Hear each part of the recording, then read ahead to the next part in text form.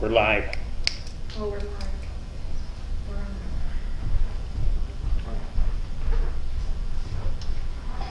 Good afternoon, everyone. Today is a special Conversations with Anne. It's an opportunity to have a memorial service for the residents at Glen Meadow who passed away since January. Due to all of the isolation that we've had over the last 3.5 months, I heard from quite a few residents that they were not given the opportunity to really, first of all, even know who died, unfortunately, and secondly, just be able to mourn the passing of their friends. I also want to give a special welcome to the people in the audience. I invited, all the family members were invited to attend this service via YouTube, so welcome to you. We are not going to have a call-in today, just because it's a little challenging to do that, but we are going to do the service as we normally do, which is we have several prayers, and then we're going to have different staff members come up and talk about each of the residents who we're honoring today. So before we begin, I just want to, you can see in the background, hopefully you can read it, there's a beautiful wreath that was donated by a Glen Meadow friend who asked to remain anonymous. And I think it's very fitting that we have this wreath honoring the memory of George Floyd. And I would also like to add the many, many, many other men and women who have been killed needlessly. And I know we're dealing with a pandemic, but we're also dealing with racial injustice in our lives. And this wreath was donated in honor of the staff who work here. We have a very diverse staff, and this person wanted to honor the staff here. Also, he also asked me to say that this killing and the killing of other African American people has really goes against our core values, which is the golden rule, to treat others in the manner in which we want to be treated. So with that said, I'd like to move forth, as we move forth with this challenging time in our lives, that we continue to honor that simple mantra, which is to honor others, to treat others in the manner in which we would like to be treated, taken directly from the Bible, I believe. So I'd like to move on. We're going to see I think you can see most of the people we are memorializing today, but I'm going to read their names. Starting with Erwin Bilski, Selena Blake, Esther Dogan, Helen Cohen, Addie Firestone, Nettie Fisher, Millie Goldsmith, Elaine Sapper, B. Rosenblum, June Schreier, and Jim Sullivan. I also just want to note that as you know, if you've been following these conversations, 3 of our residents at Glen Meadow, actually 4, died of COVID. One was not a resident for several months, but is being honored today as well. So that's an extra kind of sadness that we are dealing with here in our community, that this terrible virus did take some of our beloved members. So we're going to start, I'm going to open with a prayer, and there are staff in the room, and we're going to read it along. And if you would like a copy of the program later, I can certainly get you one. So the title is, Do Not Stand at My Grave and Weep. Do not stand at my grave and weep. I am not there. I do not sleep. I am 1,000 winds that blow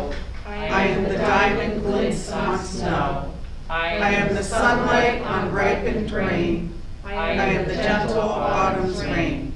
When you awaken in the morning's hush, I am the swift uplifting rush of quiet birds circled light. I am the soft stars that shine at night. Do not stand at my grave and cry, I am not there, I did not die.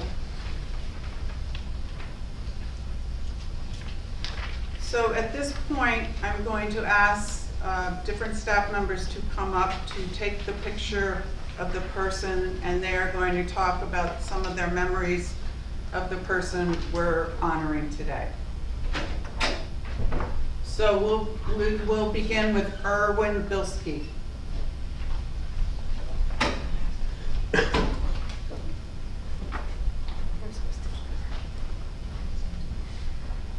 So I have the honor of talking about Erwin, and I say it's an honor because to know him, you would have loved him.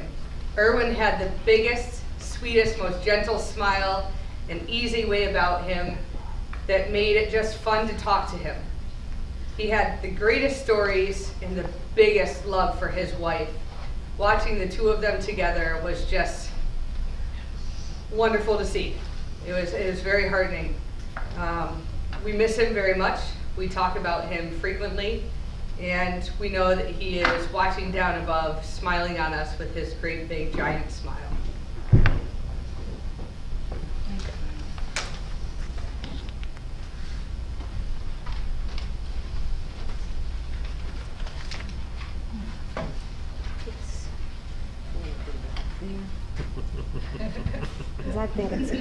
I think you need to see Selena more than you really need to see me. I can't tell you that I knew Selena for such a long time, but such a light when she came here. I don't know what it is about her, but we just immediately clicked. She was such a sweet, sweet, dear lady, always optimistic. When I found out how old she was, I almost fell over. She came to our exercise classes all the time, and then I found out that she was a centenarian. Just amazing. The spirit, the gusto. She would try and help anybody here. Just such a giving, lovely, lovely lady. Will dearly be missed. And my love to you, Selena.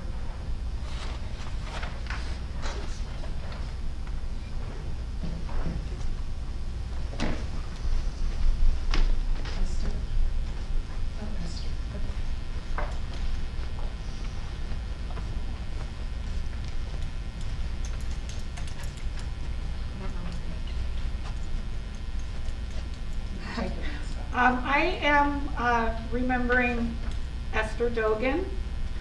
Esther moved into Glen Meadow in independent living just down the hall from my office, and we became fast friends. She would come to see me just to say hello. She would come to see me whenever she went to the bank, perhaps just to say hello or to report something positive, something negative, but she always had a smile on her face. She was a beautiful, beautiful soul. She often would say, truly, truly, when she was speaking, just in general conversation, any compliment, truly, truly. And she was just a love, tremendous, tremendous, beautiful person, and I miss her a lot. Thank you.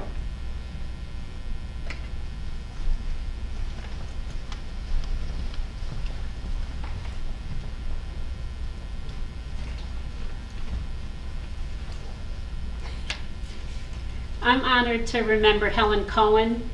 At 99 and a half, she certainly lived a long life, but she lived a very, very full life. She was strong and determined, a cancer survivor, struggled with various health challenges, and had a lot of varied interests. But what I will remember most about Helen, she was one of the first people that I helped move here, and she was just kind. She was a very kind person. She always made a point of saying hello to me by name when she saw me in the hallway. Kind. That's what I will remember about Helen.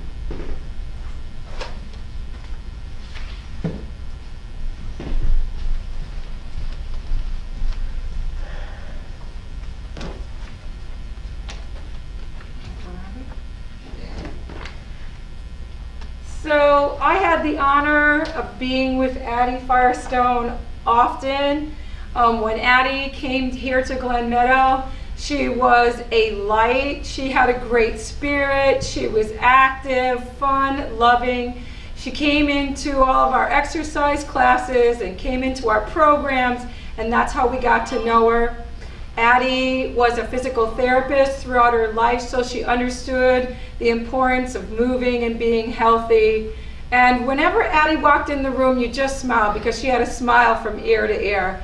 She always had her pretty little red lipstick on, and she just holds a place in my heart, as she does for other Glen Meadow residents and staff. So Addie is missed. Addie, we loved you, and we will miss you.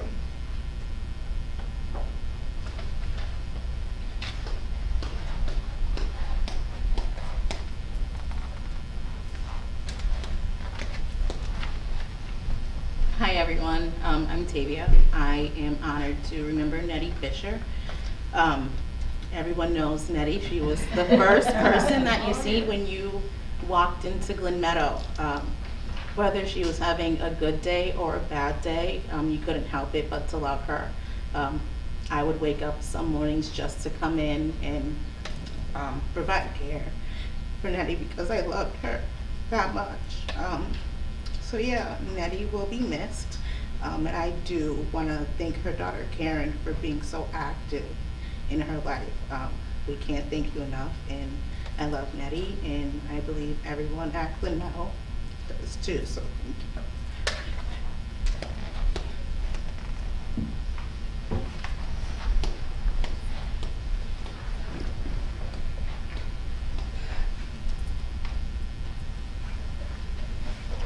Hello, I want to talk about Millie because the reason why I learned about Millie before she even lived here, my friend Jennifer, we worked together. She used to take care of Millie at her house, and she always talk about Millie all the time.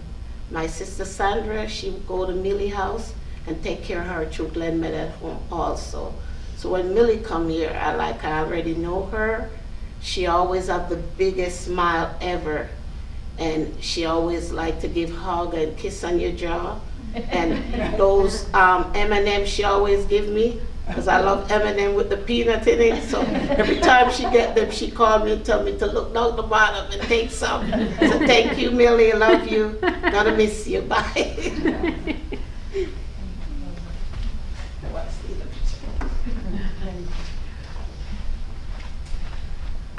All right. Elaine Saffer. Just want to make sure that here, yeah. So Elaine, I know if I asked all the staff right now, what was the first thing that you would remember about Elaine, and what would you say? Her kindness, her smile. Yeah, I could see Elaine's smile even before she came around the corner. She was absolutely fabulous lady. I remember going into her apartment and inviting her to programs, and she would say yes, and then she would forget, and then we would get her to come, and she was just a super fabulous lady. I'm going to miss Elaine. I'm going to miss her spirit and her smile. She was super lovely. It was sad to see her pass, but we love Elaine, so she will be missed.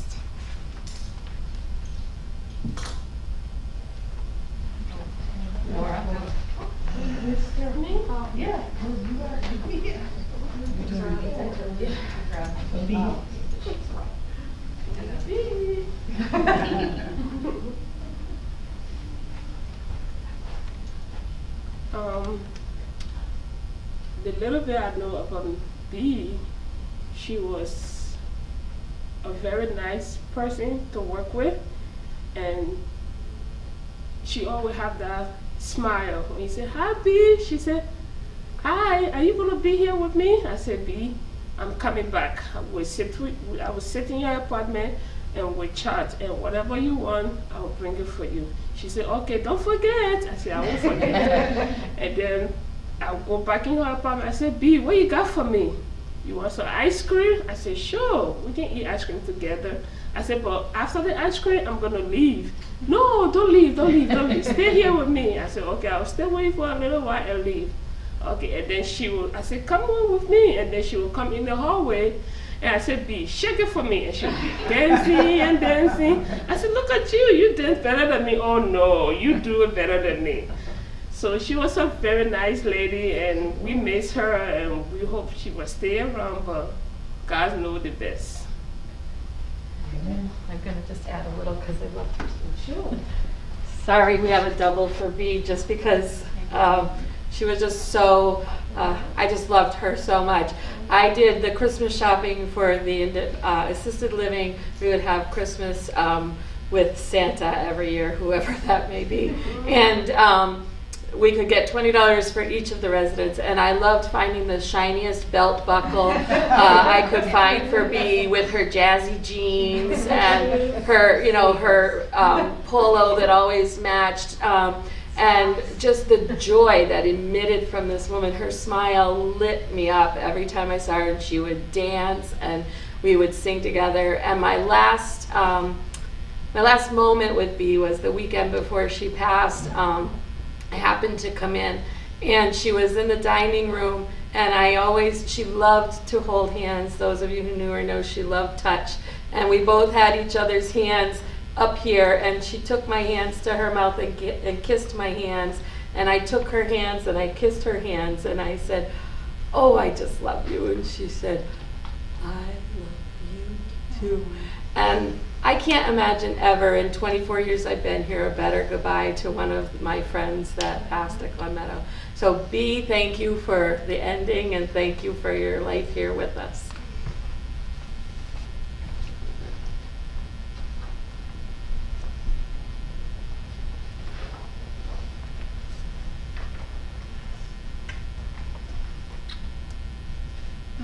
June Schreier. The word that comes to my mind when I think of June is strength. She endured a lot in her life, fiercely independent, some by nature, some because she needed to be. She survived a lot and did it with grace, dignity, and beauty. She was a wonderful artist. The first time that I saw her was actually before she moved here, and you noticed the watercolors on her walls, and she was just a beautiful artist, talented. Watercolor is not an easy medium. And she did beautiful work, and she was able to come to some of the classes here at Glen Meadow, which I was thrilled to see her in. She's just strong. The strength was just unbelievable, and I really liked June. I will miss her.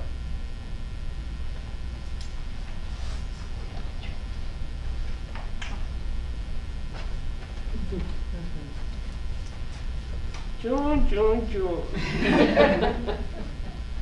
I remember when she just moved here, I was walking in the hallway, and Aunt Thomas was walking in the hallway, and she said, "Oh, Aunt Thomas, you know Nora?" Aunt Thomas said, "Sure, I know Nora." And she said, "Oh, she's a nice lady." And then and Aunt Thomas said, "I know." And then she said, "But one thing, she's black." And Thomas said, "Well, we all different in the world, you know. When she's nice, that's what matters." And then she said, and then I went in her apartment. She usually put her light on to get her stocking on. And she said, "Nora, you see this feet of mine?" I said, "Yes." you see these hands of mine? I said, yeah. She said, my mother and my father had kids, and all they gave me, look at this, pretty nails, but big feet. It doesn't matter. I said, everything will be okay. I said, whatever you need to put on the stocking, anything will help you, June. I said, that's what we're here for. She said, oh, thank you, Nora. You're a nice person, I told you. I said, thank you. So we'll miss her for that.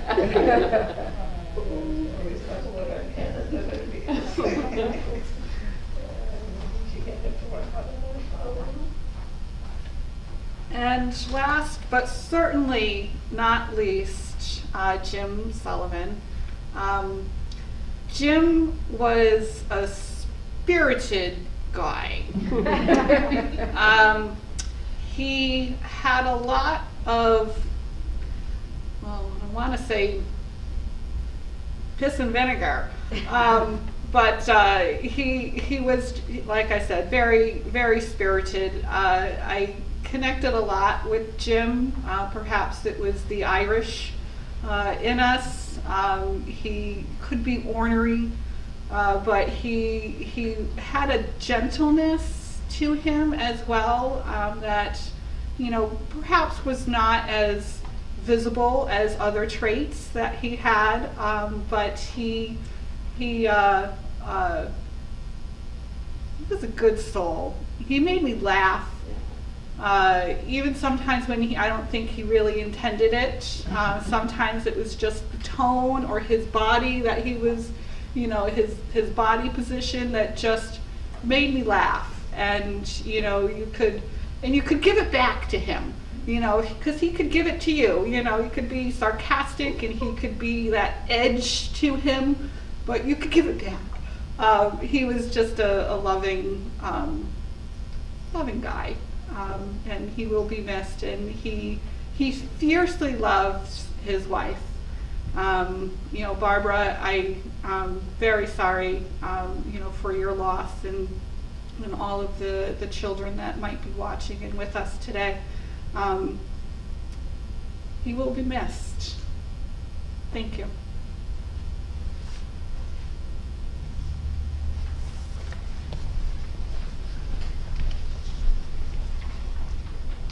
I just want to add one little thing about Jim Sullivan. He called Barbara, his wife, his Swede. You know, my beautiful Swede. I think they were married, what, 70 years? Yeah. Something like that. I'm sure you could correct me later, Barbara, maybe 71 years. I also want to mention that some of the people who we honoring today, you know, they did die of COVID, and their family members, it was especially difficult because they were not able to say their final goodbyes. And all of us, many of us have experienced death with families and loved ones, but to not be able to be there to say goodbye, or maybe not even to see them for weeks or months, is especially difficult. And I just wanted to note that, because it must be especially difficult for all of you who are watching and had to experience this. It's like a double whammy. I want to thank the staff for being here and for sharing your memories. I think it's pretty obvious that we have a community here of people who love each other, literally love each other. We've shared great memories, fun times. We also shared some sad times, but we're always together, and it speaks volumes about this community, including the people watching and the family members who are here with us as well. It really does say who we are as a community, and we really are. I know it sounds a little corny, but we really are a family. And that is what makes us very special. I also think we've got some TV hosts for the next couple of conversations coming up, because they're very good in front of the camera. Like you, Nora, yes. Nora, so at this point, I'd just like to take a moment of silence to just take a moment of silence and share your memories in your mind of the people we're talking about today.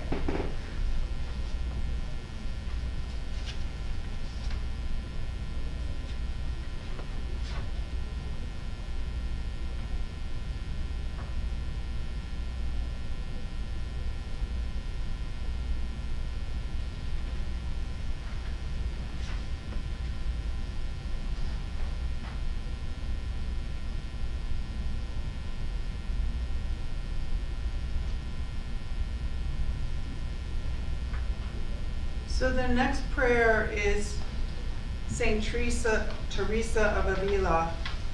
Actually, I'm selfishly sharing this.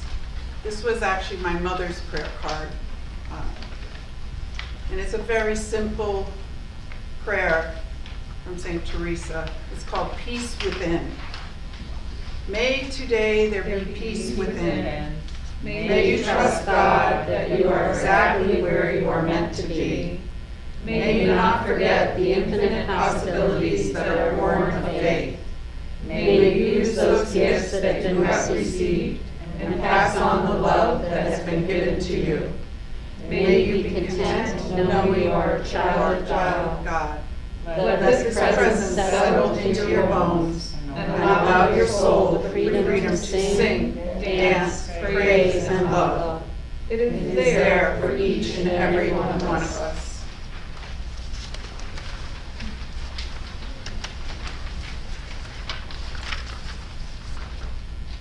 So our last prayer, our closing prayer, is a poem written by an Irish poet. His name is John O'Donoghue. It's a little long, but I think it speaks pretty well to the people we're honoring today. On the death of the beloved, though we need to weep your loss, you dwell in that safe place in our hearts, where no storm or night or pain can reach you. Your love was like the dawn, brightening over our lives, awakening beneath the dark, a further adventure of color. The sound of your voice found for us a new music that brightened everything. Whatever you unfolded in your gaze, quickened in the joy of its being. You placed smiles like flowers on the altar of the heart. Your mind always sparkled with wonder at things. Though your days here were brief, your spirit was alive, awake, and complete. We looked towards each other no longer from the old distance of our names. Now you dwell inside the rhythm of breath, as close to us as we are to ourselves. Though we cannot see you with outward eyes, we know our soul's gaze is upon your face, smiling back at us from within everything, to which we bring our best refinement. Let us not look for you only in memory, where we would grow lonely without you. You would want us to find you in presence, beside us when beauty brightens, when kindness glows, and music echoes eternal tones. When orchids brighten the earth, darkest winter has turned to spring. May this dark wreath flower with hope in every heart that loves you. May you continue to inspire us to enter each day with a generous heart, to serve the call of courage and love, until we see your beautiful face again, in that land where there is no separation, where all tears will be wiped from our mind, and where we will never lose you again. So that concludes our program. I just, in closing, would just like to read 2 sentences of this poem again, and hopefully this can inspire all of us, because this is a call to inspiration and it's a call to move on, and it's almost as if the people that we love who passed on, who we're honoring today, are inspiring us and are shedding their inspiration down upon us. So if we can all, and I think we believe in simple things matter and doing little things matters, even if we can't solve all the world's problems and we can't solve all the sadness and grief that we experience as part of life. If we can remember to enter each day with a generous heart to serve the call of courage and love. Thank you, and God bless. Thank you.